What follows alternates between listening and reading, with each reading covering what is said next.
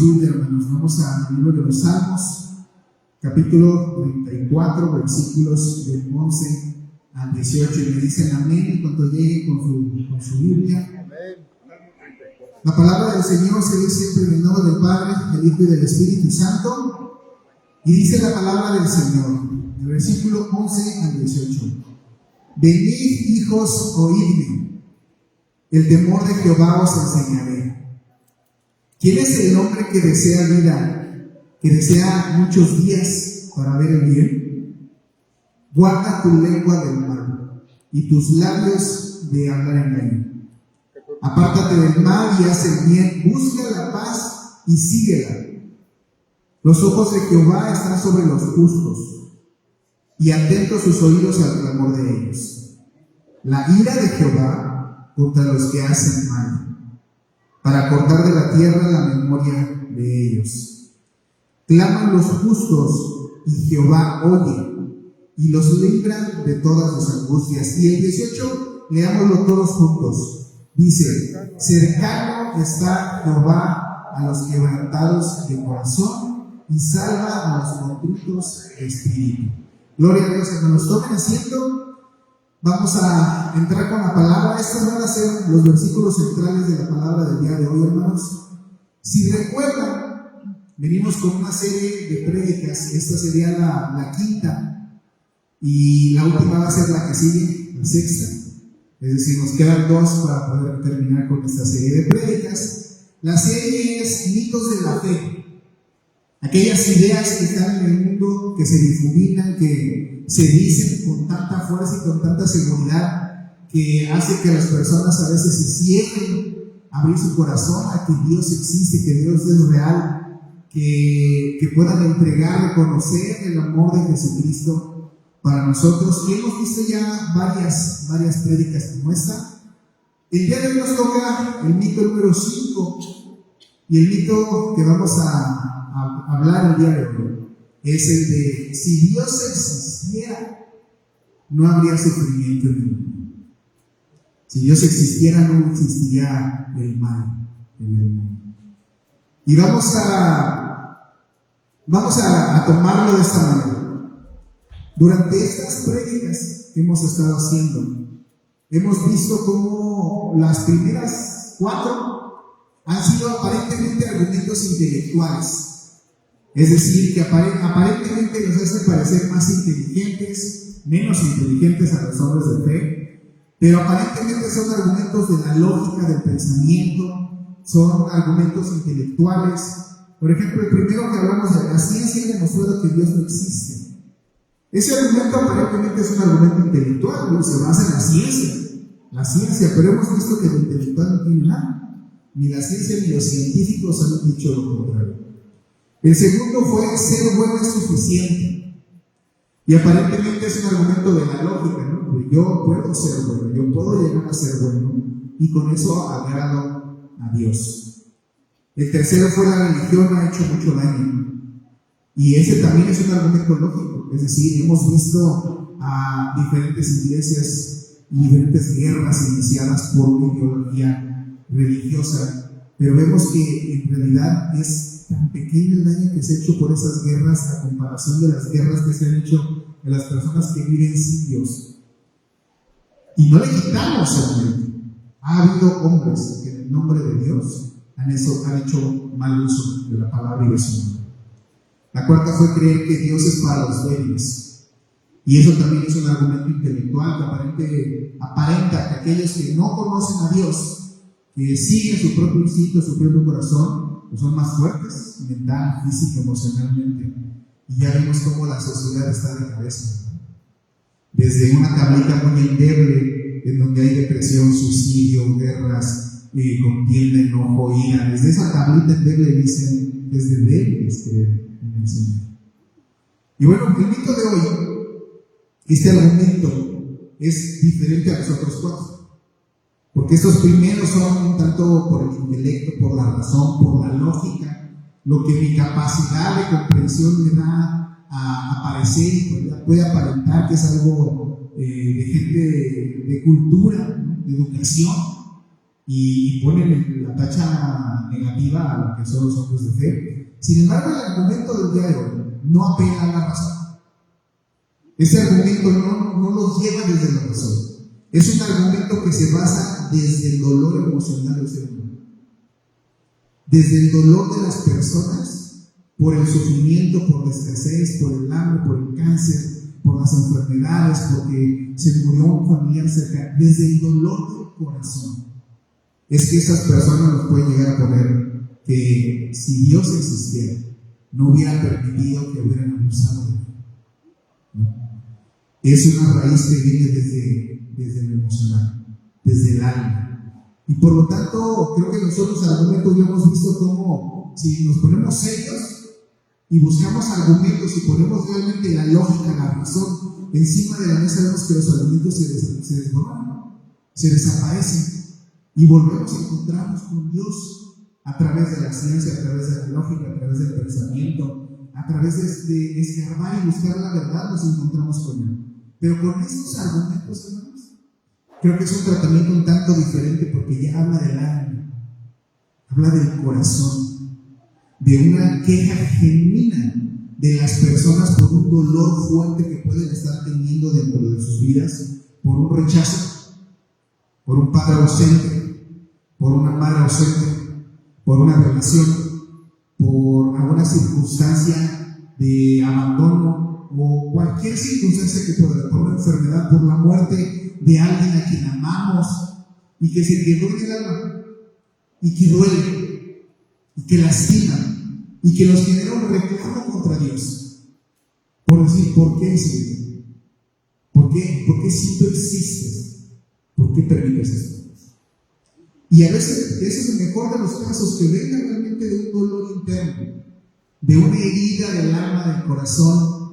Muchas veces solamente es un pretexto, una excusa más como para poder darle la vuelta a Dios y no querer encontrarlo en el camino, de no querer verle con él de frente. Pero el mejor de los casos sería que fuera de que esquivar a Dios. Porque si es por medio una herida del corazón, ahí solamente, en esos lugares, solamente Dios es el que puede ser. Y ahí es una barrera, voy a decirlo, es una barrera más fuerte para poder acercar a una persona a Dios, para poder decirle, mira, Dios te ama.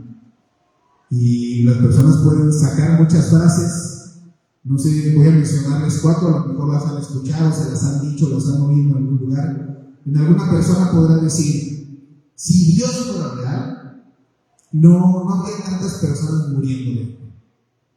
Y la mente se va a África, a esos lugares donde hay escasez, ¿no? En lugares donde hay guerra y el alimento no llega. Y dices, esas personas, ¿cómo puede haber personas muriendo de hambre si hubiera un Dios? ¿Por qué? Y eso los hace pensar por hacer un rechazo hacia Dios. Pero noten algo. En la segunda frase dice, si Dios existiera, no habría niños con cáncer. Asocian lo más inocente, lo más bonito, lo pequeño, lo que nos genera ternura, amor con el cáncer. Que es una enfermedad que se puede manifestar en niños, en adultos, en mayores, en diferentes partes del cuerpo, en diferentes edades, y la asocian porque tiene un peso emocional fuerte. ¿Cómo es posible que existiendo Dios pueda haber niños con cáncer muriendo de una enfermedad? Llegan a decir, si Dios realmente obrara, si Dios realmente fuera cercano a nosotros, nos conociera por nuestro nombre, Dios obrara, no habría tanta maldad en el mundo. No habría. Si Dios fuera amor, no permitiría que esa gente inocente sufriera. Son argumentos muy fuertes, hermanos. Y son argumentos que si nos los ponen cuando nosotros queremos hablarle a alguien de la fe, presentarle a Cristo, hablarles de Dios, acercarlos a la iglesia para que puedan salvar sus almas, para que puedan encontrarse con Dios en el camino, y nos los ponen en la mesa, nos harían a veces titubear. ¿Qué le digo? Porque aún a mí, siendo creyente, digo, me conmueve un niño con cáncer morir. A mí, siendo creyente, creyendo en la gloria de Dios, en los milagros de Dios, ¿notan la diferencia de los otros argumentos? Los otros hasta cierto punto eran fríos, eran intelectuales, poniendo argumentos sobre la mesa se desaparecen, te encuentras con Dios. Pero aquí, atrás de una herida, atrás de un padre que abusó de una niña, atrás de una mamá que los abandonó y los dejó y ellos tuvieron que trabajar desde pequeños, ¿no? Atrás de niños de la calle que tienen que trabajar para comer, atrás de todas esas heridas, ¿cómo te acercas a decir Dios te ama? Dios está allí y te quiere conocer y quiere tener una relación contigo. Es diferente y es más fuerte y más contrastante. Sin embargo, vamos a ver cómo a través de la palabra nosotros podemos entender parte de esto y cómo podemos también encontrar a Dios a través de esto. Es en este punto donde nosotros los de fe, nosotros los que creemos, nosotros los que sabemos que Dios está ahí, que Dios nos conoce, nos habla, nos ama, nos procura, nos sana, nos salva, nosotros debemos de comprender tres cosas para empezar. La primera es que estas frases, la gran mayoría de las veces, provienen justo de un corazón herido. Atrás de estas frases hay un corazón herido, hay un corazón confundido, hay un corazón decepcionado de Dios, decepcionado de la vida, decepcionado de las circunstancias, decepcionado de la humanidad. Hay una herida, hay una confusión, hay una decepción. De alguien que a lo mejor ha sufrido esas decepciones, ha sufrido traiciones y que se ha cuestionado ¿por qué a mí? O porque lo ha vivido muy cercano, alguien muy cercano, mi papá, mi mamá, mis hermanos, mis abuelos, alguien que yo amo, que lo ha vivido muy de cerca y les ha pasado, y dicen, pero ¿por qué si era alguien que sigue a Dios? ¿No? ¿Por qué si era una persona buena? Se lo ha cuestionado y ha reclamado a Dios. Y a veces ha tenido que afrontar solo o sola esas traiciones. Ha tenido que afrontar solo esas heridas. Ha tenido que pasar solo por esos abusos. Eso es lo primero que tenemos que entender. Atrás de un argumento como estos, que culpan a Dios incluso de lo mal que pasa o que me pasa, hay un corazón herido. Hasta una persona, un corazón herido. La segunda es, estas frases muestran que la persona tiene una imagen equivocada de Dios y del Evangelio. Esta persona tiene una imagen equivocada de Dios. Tiene una imagen equivocada del Evangelio. Exhiben que no conocen realmente al Dios de la Biblia. A nuestro Dios. No lo conocen. Porque ahorita vamos a ver cómo en el mundo hay una falsa idea de quién es Dios. Hacemos un Dios a nuestra imagen, a mis gustos, a lo que yo creo, de lo que alguien me platicó, alguien me dijo, así nos lo hacemos, nos lo inventamos, pero no conocen lo que dice. No conocen realmente lo que Dios ha dicho del mal, no conocen lo que Dios ha dicho del bien, no conocen lo que Dios ha dicho de las pruebas. No conocen lo que Dios ha hecho de los océanos, de pasar por fuego. No conocen a este Dios. Entonces, una persona detrás del argumento con un corazón lastimado y una persona que no conoce realmente el Evangelio. No conoce al Dios verdadero. El problema está justo en eso, que el incrédulo busca conocer a Dios. Porque muchos, aunque digan no creo en Dios, no lo necesito, muchos buscan a Dios y lo retan. Y le dicen, si estás, manifiéstate, muéstrate, quiero ver esto, ¿no? Como pidiéndole un deseo a una lamparita, ¿no? A ver, haz esto, a ver si es cierto que existe, ¿no? Hablan con Dios y los retan, pero conocen su relación y el conocimiento que tienen de Dios es equivocado. Sabemos que Dios no es ese genio de la lámpara que tú le pides y lo retas y que obra para demostrar que está allí. Él no es así. Él hace sus obras, sus milagros, sus prodigios para quien Él quiere, en el momento que quiere y cuando quiere, conforme a su buena voluntad. Habla de un Dios que ellos mismos inventan, no del Dios revelado en la Biblia. Por eso sus conclusiones son equivocadas. Juzgan a un Dios que no conocen. A través de estos argumentos, Están juzgando a un Dios que no conocen. Sus argumentos son equivocados. Un Dios que no han buscado y con el cual no se han metido en profundidad para entender su voluntad. Solamente superficialmente lo juzgan y echan la culpa. Y la tercera, son tres cosas las que tenemos que comprender primeramente del argumento. El mundo incrédulo siempre ve el mal fuera de sí. Siempre ve lo malo fuera de uno.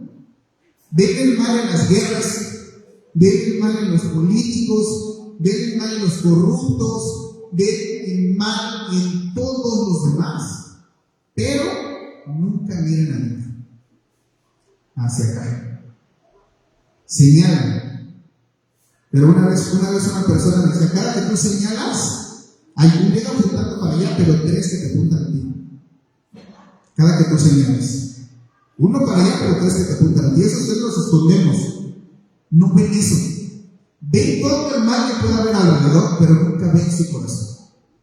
Nunca ven su mente, su pensamiento, su actuar. Solamente ven el mal afuera de ellos. Jeremías 17:9 les dice: engañoso es el corazón más que todas las cosas, y perverso. ¿Quién lo conoce? Y en esa parte no se fija. Nunca ven su propio corazón. Nunca ven su propia maldad. Se escudan en la maldad de los demás. Y por eso sueltan esos argumentos en contra de Dios, en contra de la fe y en contra de los que creemos en un Dios grande y poderoso. El verdadero problema del mal no está allá afuera. Eso es algo que ellos tienen que entender. El verdadero problema del mal no está allá afuera, no está en los demás, no está en los gobiernos, no está en la política, no está en las personas que hacen el mal. El verdadero problema del mal es el corazón del hombre. Ahí radica. El corazón del hombre que le da la espalda a Dios, ese es el verdadero problema del mal. Ahí está, ahí radica. Así que, partiendo de esta base, con esos tres puntos que tenemos que comprender acerca de los argumentos del mal, de los niños que mueren de cáncer, de las enfermedades, de los terremotos, de las tragedias, de todo lo que llega a pasar, vamos a atacar este mito, partiendo de esta base, y vamos a ver cómo la palabra de Dios nos muestra un poco más de claridad alrededor de esto. Vamos a ver para este punto 4 puntos. 4, y vemos que un quinto es un ejemplo, ¿vale? Pero vamos a ver 4 puntos. El primero es ausencia de Dios o rebelión del hombre. Eso es lo que tenemos que entender. Lo malo que pasa en el mundo es por ausencia de Dios o es por rebelión del hombre. Y para este punto quiero contarles una historia pequeñita. Resulta que en algún lugar había una peluquería, un estilista que corta el cabello, ¿vale? Pero un estilista ateo que no creía en Dios, que se la pasaba renegando de Dios y de la fe. Y quienes han ido a peluqueros saben que les gusta hacer plática. Regularmente les gusta y empiezan a sueltan hilo, avientan un comentario o algo, y uno empieza a platicar con ellos, ¿no? Con el estilista. Bueno, pues ese día le tocó ir a un cristiano con el peluquero. Y el peluquero ateo empieza a hacerle plática y le empieza a decir: no, la verdad es que durante la conversación se da cuenta que el cliente es cristiano y el ateo, y dice: no, pues aquí es mi momento, ¿no? Para sacar todo el veneno que traigo contra Dios y contra la fe, y aquí la voy a sacar. ¿No les ha pasado? Y dice: es cristiano, y aprovechen aquí, y echa todo el veneno que traigo guardado. Y ese estilista empieza a decir: no, yo no creo en Dios, Dios no existe, Dios no es verdad. Y le empieza a saltar todo eso, ¿no? Y los niños en África se están muriendo de hambre, ¿no? Y mi vecino de acá, que era un niñito que le dio cáncer y se murió. Y que la vecina de acá, que era bien buena, ¿no? De un gran corazón, que le pasó esto, la estafaron, le pasó no sé cuántas cosas. ¿Dónde está Dios, no? Y empieza a soltar todo. Y el cristiano nada más se quedaba escuchando así: ¿qué pasa con este señor, no? ¿Qué es lo que está viendo en el mundo? Solo está viendo lo malo, solo está viendo lo negativo, solo está viendo el mal que está afuera. y se queda callado, no encuentra como una manera de refutar ese argumento. El cristiano sale de la estética, pero se queda con su corazón y no puedo dejar a este hombre así. Tengo que llevarlo a que conozca a Dios. Tengo que hacer algo para que se encuentre con nuestro Señor Jesucristo. Y caminando por la calle pensando en qué podía hacer, de repente pasa un cuate hippie, varón, con el pelo largo, ¿no? Y así medio con rastas, sucio, ¿no? Desalineado, greñudo, y lo que se le queda a nadie dice, ¿por qué está así? ¿Por qué no va al peluquero? Ya se sigue, y entonces ve a otra persona también todo greñudo, ¿no? Y ve, pues, se encuentra con otro todo greñudo. Y le dice, ya, el Señor le manda una palabra, se regresa y le dice, oiga Señor, yo también le tengo un argumento, a ver qué me dice. A ver, échamelo. Los peluqueros no existen. ¿Cómo? Sí, los peluqueros no existen. Dice, ¿y yo qué soy? No. Aunque usted está ahí, los peluqueros no existen. A ver, ¿por qué dices eso? Mire, véngase. Y lo saca, lo lleva a la puerta y empieza a pasar las personas y dice, mire, ese greñudo, sí. Los peluqueros no existen, lleva greñudo. Ya ve otro ya pasando así, los peluqueros no existen porque hay otro greñudo. Dice, no, es diferente. Es bien diferente. Dice que ellos están así porque no vienen aquí. El peluquero mismo dijo, ellos están así porque no vienen a mí. Y le dice que exactamente. Le acaba de dar la palabra. El mal del mundo está porque la gente no viene a Dios. Pero Dios está ahí, esperando, con esas tijeras, para hacer su poda, para hacer el corte, para alinear a las personas, para corregir el corazón, para dar dirección a sus vidas. Ahí está Dios. Pero las personas no se acercan.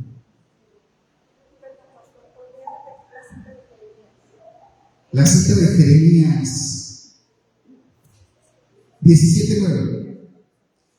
La cita de Jeremías 17:9. Y entonces el peluquero se queda así, ¿cómo? Se le acaba de dar la palabra. Las personas que hacen mal no es porque Dios no esté, no es por falta de Dios, es porque las personas no buscan a Dios, no se acercan a Dios, no conocen a Dios y dejan que su corazón se contamine. Andan greñudos por el mundo, sin Dios.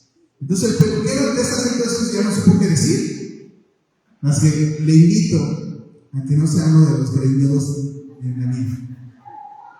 Busca el peluquero, al grande, al bueno, al que corrige, ¿no? Dice, porque ahí está, no siga de rebelde como ellos, busca a Dios. Y se va y le deja las semillas sembradas al peluquero. Pero quiero que lo aterricemos. El punto es la ausencia de Dios o es rebelión del hombre? Muchas de las cosas que pasan, hermanos, no es porque Dios no esté presente. Muchas de las cosas que pasan, de traiciones, de violaciones, de abusos, no es porque Dios no esté, es porque falta Dios, porque Dios no está en las personas, porque las personas no buscan de Dios. Si tuviéramos una sociedad temerosa de Dios, si tuviéramos una sociedad que buscara agradar a Dios, si tuviéramos una sociedad que quiera con hambre y con sed de la palabra de Dios, mucho de esto desaparecería. Pero tendría que haber un corazón temeroso en los miembros de una comunidad, los miembros de una sociedad. Y no por eso, no porque hay uno o dos greñudos haciendo el mal, quiere decir que el peluquero no existe. Ese es el primer punto que tenemos que entender. El hecho de que exista sufrimiento no significa que Dios no exista, ni que Dios no sea bueno. Significa que vivimos en un mundo caído, por causa del pecado y separados de Dios. Esa es la naturaleza. Esa es la realidad de nosotros como personas. Sin Dios, vivimos en el mundo para el gobernante del mundo. Tenemos que acercarnos a Dios y tenemos que entregarle nuestra vida a nuestro Señor Jesucristo, para que entonces Él sea Señor de nosotros y podamos vivir conforme Él nos ha mandado. En Romanos 5:12 dice lo siguiente: por tanto, como el pecado entró en el mundo por un hombre, y por el pecado la muerte. Esa es nuestra condición. Esa es la realidad de nuestro mundo. Vivimos en un mundo caído por el pecado original. y el pecado nos mantiene separados de Dios con un destino de muerte. Solo allí. Y eso, si nosotros quedamos ahí, pues el mundo se ve en pecado. Todo, el mal empieza a prevalecer, empieza a crecer, empieza a verse más y más y más y más. Pero solo Cristo puede revertir esa tendencia que tiene el mundo. La existencia del mal, por tanto, no niega a Dios, sino que confirma su advertencia. La existencia del mal confirma la palabra de Dios. Confirma la advertencia que Él nos ha dejado, en donde dice que alejados de Él el mundo se corrompe. Eso dice la palabra. Cuando uno está alejado de Dios, el mundo y el corazón se corrompe. El sufrimiento no nació con Dios, sino con nuestra desobediencia. Ahí es donde nace el sufrimiento, cuando nos alejamos de Dios. Cuando el hombre decidió vivir sin Dios, trajo el dolor como compañero de viaje. Cuando nosotros decidimos estar sin Dios y vivir sin Dios, es que abrimos la puerta a todo lo que se acerque a nuestras vidas, que llegue a nuestras vidas. Ese es uno de los principales motivos. Les dije que eran 4 puntos, y el segundo, el mal entendido que tiene la gente del Evangelio. El mal entendido que tiene el mundo del Evangelio, que tiene el mundo de quién es Cristo. El mal entendido que tiene. De alguna manera, cuando las personas no conocen a Dios, no lo conocen a través de su palabra, a través de la Biblia, se inventan un Dios conforme a su propio entendimiento. Y ese Dios conforme a su propio entendimiento es el que hace en la distorsión del Evangelio. Inventarse un Dios conforme a lo que yo creo que es bueno. Porque entonces también lo que yo no crea que es malo, para mi Dios lo va a probar. Entonces hay un mal entendido de lo que es el Evangelio. Muchas personas piensan que Dios existe para hacernos felices, por ejemplo. Si Dios está ahí es para hacerme feliz. Si Dios existe es para hacerme feliz, como si fuera un servidor de nosotros. Que podamos tronar los dedos y aparezca algo que nos quite el dolor, nos quite la enfermedad. Ojo, no estoy diciendo que Dios no obre milagros, porque Dios es un Dios de milagros, pero lo hace conforme a su voluntad, no conforme a mis deseos, lo hace conforme a su voluntad. Creemos que Dios está ahí para resolverme mis problemas. Ese es un mal evangelio. Creer que Cristo, y cuando nosotros recibimos a Cristo, es para que me quite los problemas. Eso es un mal evangelio. Creer que Cristo va a cumplir mis deseos. A partir de ahora, como ya hice mi oración de fe, ya mis deseos, los anhelos de mi corazón, todos me los va a cumplir el Señor. Eso es un mal evangelio. Sabemos que Dios cumple. Sabemos que Dios hace milagros. Sabemos que Dios nos va a dar todo lo que necesitemos. Eso es verdad. Pero no es por eso que Dios está allí, solamente como una maquinita de deseos. Ese no es Dios, ese no es el Dios de la Biblia, ese no es la verdad detrás del Evangelio. Y ese es el malentendido que hace que todas las personas que ven el mal en el mundo digan: no, Dios no puede hacer eso, ¿cómo puede permitir que pase? Porque no comprende lo que ya nos dejó revelado en su voluntad. No conocen a Dios. En el Evangelio, déjenme decirles algo, no dice que Dios gira alrededor de nosotros. Y la gente quiere que Dios gira alrededor de nosotros. El centro soy yo. Y Dios me orbita. El Espíritu Santo me orbita a mí. Cuando yo lo quiero de demanda, viene y me cumple, me consuela y me da guía, porque orbita, me sigue a mí. En la palabra, el Evangelio lo que realmente dice es que nuestras vidas deben girar alrededor de Dios. Ahí sí, nuestras vidas son las que tienen que girar alrededor de Dios. No fuimos creados para que Dios cumpla nuestra voluntad. Tampoco dice ese Evangelio. Nosotros no fuimos creados para que Dios cumpla mi voluntad. Fuimos creados para cumplir su voluntad. Colosenses 1:16 dice lo siguiente. Colosenses 1:16. Porque en Él, está hablando de Dios, porque en Él fueron creadas las cosas. Más adelante dice, todo fue creado por medio de Él y para Él. El centro es Dios, no tú. No orbita el Espíritu Santo alrededor de ti. Miren, nuestra vida tiene que orbitar alrededor de Dios. Tiene que ser Dios el centro de nuestras vidas. Cuando el ser humano pierde esa perspectiva, todo su mundo se desordena. Cuando nosotros perdemos que nuestra vida depende, nosotros somos los que tenemos que estar buscando y siguiendo a Dios, nuestra vida se desordena. Quieren un cielo sin cruz. Las personas llegan a creer eso, que el Evangelio es eso, que es llegar a un cielo, pero hacen de lado la cruz. Necesitamos la cruz para llegar al cielo. Necesitamos eso. Quieren la bendición, pero no la obediencia.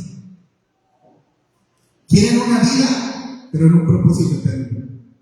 Quieren el aquí y el ahora, la satisfacción momentánea, el premio momentáneo, salir de la circunstancia y de la ahorita, pero pierden la perspectiva de la vida eterna. Pierden la perspectiva de querer llegar con Dios ante su presencia, disfrutar de su magnificencia. Quieren disfrutar el aquí y el ahora. Punto número 3. Dios no es indiferente ante el sufrimiento. Dios no es indiferente ante el sufrimiento. No es solo que, le pasó algo y esté ahí viéndolo sentado en su trono, nada más viendo a ver cómo le va a hacer. Está sufriendo, está dolorido mi hijo. No es indiferente. Dios se preocupa por nosotros. Y se preocupa más aún cuando sus hijos estamos en una prueba, estamos pasando por dolor, estamos en medio del sufrimiento. Dios no observa el dolor desde lejos. Ese no es el Dios. El Dios de la Biblia no dice que Él esté lejano al dolor.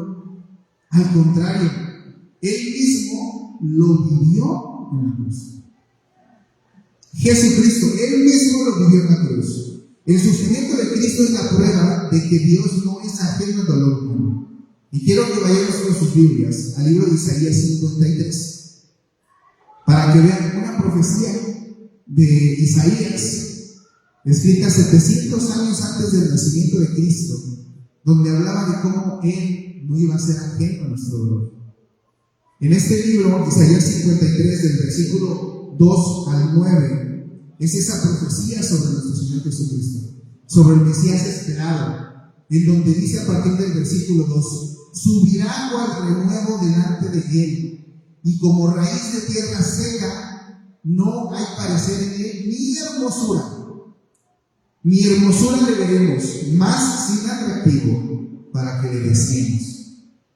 A partir del 3 dice: despreciado y desechado entre los hombres, varón de dolores, experimentado en quebranto, y como escondimos de él el rostro, fue menospreciado y no lo estimamos.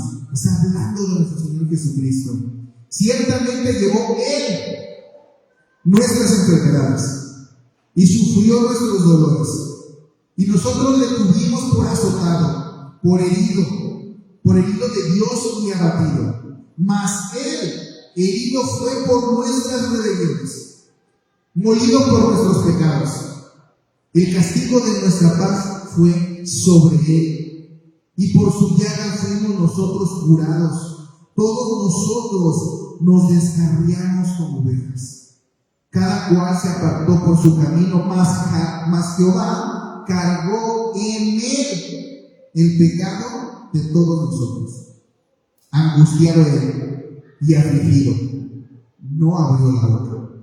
Como cordero fue llevado al matadero, y como oveja delante de sus trasquiladores enmudeció, no abrió su boca. Por cárcel y por juicio fue quitado, y su generación, ¿quién la contara? Porque fue cortado de la tierra de los vivientes. Y por la rebelión de mi pueblo fue herido. Esa era la profecía de nuestro Señor Jesucristo. Y dice en el 9: y se dispuso por los impíos su sepultura. mas con los ricos fue su muerte, aunque nunca hizo maldad ni hubo engaño en su boca. Hermano, Cristo no está ajeno a tu dolor. Cristo no está ajeno a tu enfermedad. Cristo no está ajeno a tus cargas, a tus pruebas, a la tormenta por la que puede estar pasando en tu vida. Cristo fue el primero que las pasó por ti. Él vino a pasar esto por ti, para que pudiera ser glorificado Él y Dios, y pudiera estar el Espíritu Santo con nosotros.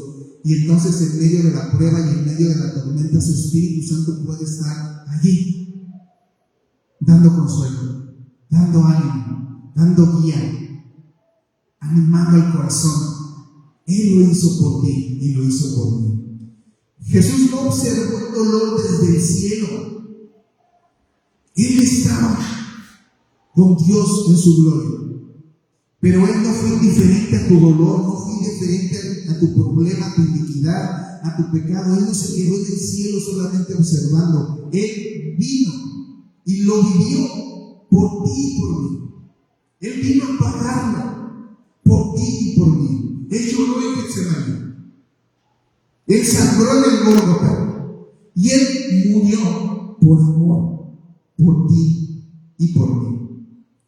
En la cruz, Jesús no evitó el sufrimiento. Él tenía la autoridad.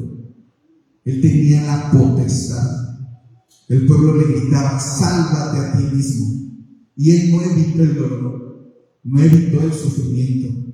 Él dijo: por ti y por mí, hágase su voluntad. Él fue lo que hizo. Él no es indiferente, hermano, a tu dolor, a tu situación, a tu circunstancia. Él vino, caminó entre nosotros y permitió que todo esto pasara para poder tocar la puerta de tu corazón y que podamos rendirnos a Él y podamos ser salvos por Él. Así que cuando alguien dice: Dios no entiende mi dolor, notemos lo equivocado que está. Dios no entiende mi dolor. Nosotros podemos decir: claro que lo entiende, porque Él lo cargó primero por ti en esa cruz. Él ya cargó ese dolor, el de ese niño que ha muerto, el de esa violación, el de esa traición, el de todo eso que Él lo cargó en esa cruz. Y no se hizo a un lado, no se resistió, Él se entregó. Lo hizo de una manera interesada por todo ese dolor, por ti, por mí, por tu alma, por la mía, por tu corazón, por el mío. Él la cargó, la asumió y la llevó a esa cruz por ti y por mí. Cuarto punto: el sufrimiento no es el fin, sino la cafetería de Dios. Y ahorita me van a entender por qué. El sufrimiento no es el fin, es la cafetería de Dios. Para que me entiendan en esto, quiero ponerles un ejemplo. Todos los que han usado la cocina me van a entender en algún momento. ¿Qué pasa si nosotros preparamos 3 ollas? Les ponemos agua, le prendemos al fuego, el agua se calienta, llega hasta el punto de ebullición y hasta por hervir. En una metemos un huevo, con su cáscara así, huevo recién lavadito, lo echamos. En la otra metemos una papa y en la tercera le echamos café molido, se lo echamos. Es la misma circunstancia, es agua, hirviendo, fuerte. Podría decir: es un problema, es una situación, es una prueba, es pasar por el fuego, pero en una hay un huevo, en otra hay una papa y en otra está café. El huevo, si nosotros lo dejamos unos 10 minutos ahí, cuando lo sacamos, ¿qué es lo que le pasa? Se endurece, ¿sí o no? Hay corazones de nosotros, hermanos, que cuando llega la prueba, llega el dolor, el corazón se endurece. Hace dolor. Se endurece por las circunstancias. Se deja transformar por las circunstancias. El agua hace su efecto y tu mente, tu corazón se endurece. En el otro, con la papa, ¿qué le pasa a la papa? Después de unos 20 minutos, 200. ¿Qué hacen? Se ablandan, ¿sí o no? Pero tú le aplastas así con la mano y se deshace, ¿no? Ya puedes hacer tortitas de papa, ¿sí o no? Eso pasa con la papa. Y era la misma circunstancia. Era agua, era fuego, estaba hirviendo, se puso, uno se endureció y el otro se quebró, se deshace, se desmorona. Hay corazones a los que les pasa eso. Unos se endurecen, pero otros se desmoronan. Otros se ablandan. Dejan de sentir, de vivir, de latir, porque dejan que la circunstancia haga ese efecto en ellos. Recuerden que les dije, es la cafetería de Dios. ¿Qué pasa con el agua a la que le pusimos el café con? ¿Qué pasó? ¿Hizo un efecto el agua con el café? Sí, ¿no? Pero fue más el efecto que hizo el café en el agua. Fue más el efecto del café en el agua. El café transformó el agua en algo que si le echas 2 cucharaditas de azúcar y te lo tomas, lo disfrutamos. Noten cómo son 3 circunstancias parecidas. Puede ser una frustración, puede ser un enojo, puede ser un problema que estemos pasando, puede ser una infidelidad, puede ser una relación, puede ser alguna circunstancia grande, un niño que haya muerto, un familiar que se haya ido. Pero, ¿qué está haciendo tu corazón? ¿Estás dejando que la circunstancia lo endurezca? ¿Estás dejando que la circunstancia lo desborone? ¿O estás dejando que Dios haga café con las circunstancias? Cuando tenemos a Dios en el proceso, cuando Dios está en el camino, hacemos café.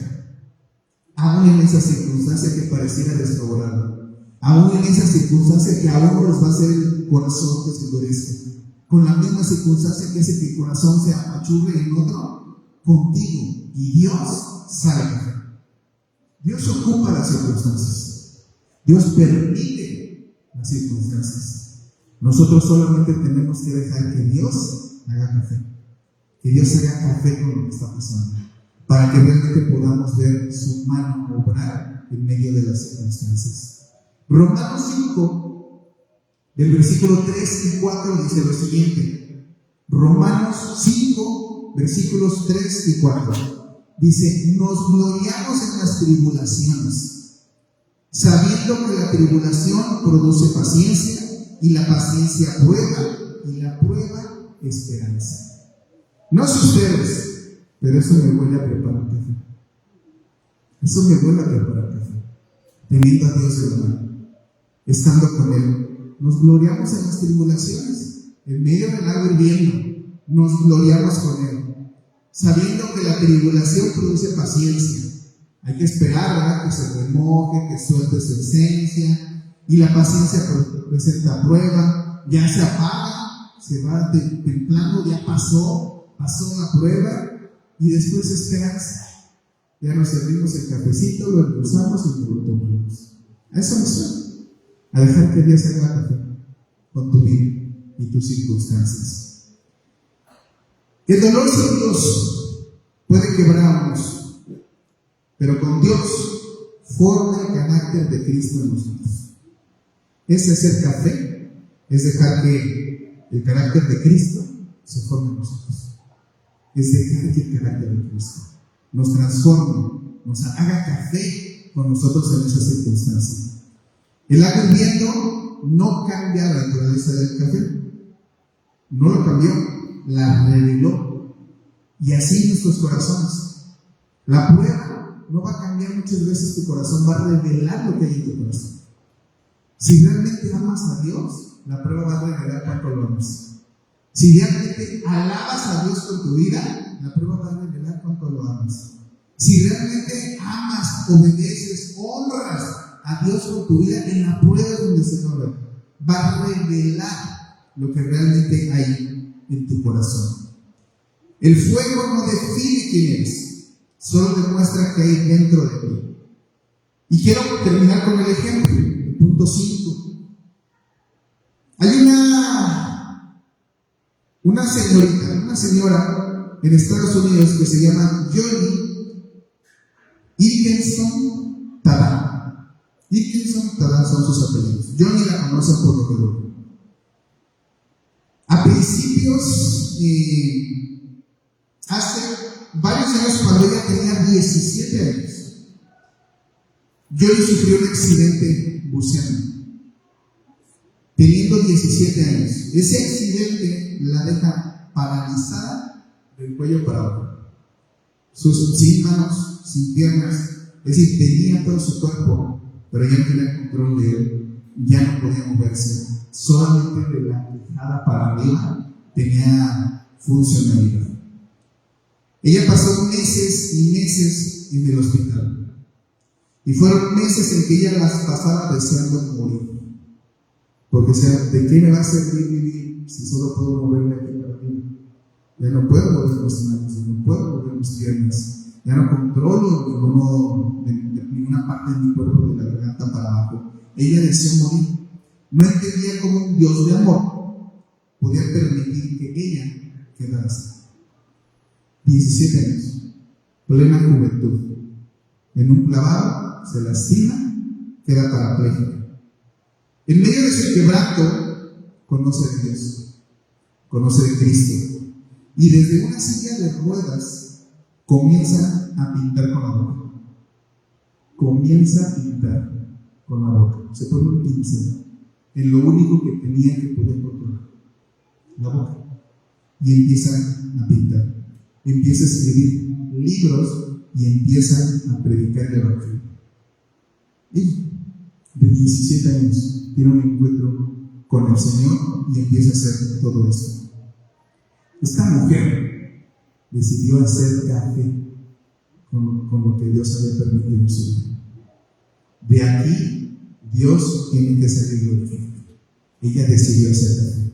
Hoy, esta mujer, si ustedes la buscan en internet, hoy en día es líder de un ministerio internacional, de las asociaciones civiles más grandes en el mundo, que hace labor con personas discapacitadas. Ella, que nada más se mueve de aquí para acá, es la líder de una organización, un ministerio que está en muchísimos países. Es de los más grandes a nivel mundial, que recauda incluso los más recaudadores de fondos, y ahora está haciendo labor para los discapacitados en todo el mundo. Ella está haciendo café. Con lo que Dios le permitió que pasara, está haciendo de bendición. Abrió un ministerio y ha apoyado, no saben cuánta gente, regalan sillas de ruedas, hacen tanta labor con gente discapacitada. Es uno de los más grandes a nivel mundial. Ahora lleva ella la esperanza de vida. Cuando ella pasó meses deseando morir en un hospital, ahora es ella la que lleva la esperanza de vida a miles de personas con diferentes tipos de discapacidades. Ella tiene dos frases que sacuden nuestro entendimiento. Ella tiene dos frases. La primera dice: Dios a veces permite cosas que odio para lograr lo que ama. Es una frase de ella. Dice: a veces Dios permite cosas malas, que pasen cosas malas con un propósito. Es lo que está diciendo. Con un propósito, con un objetivo dentro de su voluntad. Y la segunda, a mí me revuelve todo.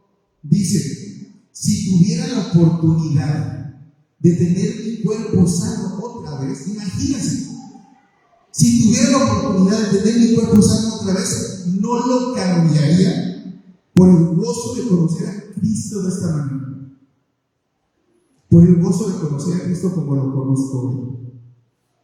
Eso a mí me vuela la cabeza. Porque estaba en un hospital deseando morir, porque solamente podía ver de aquí hacia arriba, deseando haber muerto porque no quería vivir de esa manera. Hoy dice: no regresaría a tener mi cuerpo porque conozco a Cristo. Hoy sé lo que puede hacer su voluntad en alguien que me cree. No lo cambiaría por nada. No regresaría a tener brazos, piernas. Y nosotros, hermanos, que caminamos, que tenemos brazos, que tenemos boca, que podemos ir, que podemos hacer, que podemos doblar, que podemos caminar de la mano con nuestro Señor, a veces una piedrita del camino nos hace, Señor, ¿por qué a mí? Me vuela la cabeza esa frase de John. Dice, su vida nos enseña que el sufrimiento no tiene la última palabra cuando Cristo es el centro. Cuando Cristo es el centro, el sufrimiento no tiene la última palabra. Él transforma el dolor en propósito. Esa es la mano de Dios. La mano de Dios transforma el dolor en propósito y las lágrimas en un ministerio.